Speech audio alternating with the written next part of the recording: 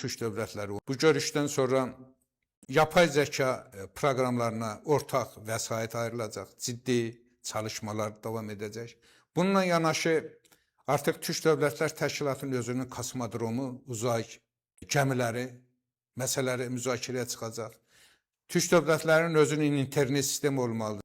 Ayrı-ayrı Batı dünyasının, Amerikanın, İngiltərənin və digər dövlətlərin nəzarətində olan uzay gəmilərindən istifadə edilmənin qarşısı alınmalıdır. Özümüzün olmalıdır hər bir şey ki, bizim ölkəmizdə olan iç güvənliyimiz üçün, xarici siyasətdə atdığımız müstəqil addımlar üçün qarşımızdansa problemləri yaşamayaq. Bizlər kimlərsə özlərinin üstün imkanlarına yararlanaraq bizi vursunlar, bizi özlərinə tabi elətdirə bilsinlər.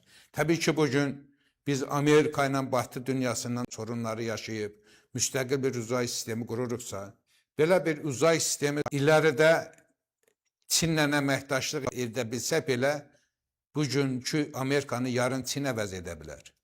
Çin eyni zamanda bizə öz gücünü göstərə bilər. Amerikanın və İsrailin yaratdığı problemləri təbii ki, Çin yarada bilər və yaradacaq. Onların heç birinin olmaması üçün imkanları biz hökmən daha böyük mənada müzakirə edib, qərarlar qəbul edib, onun icraatıyla məşğul olmalıyıq.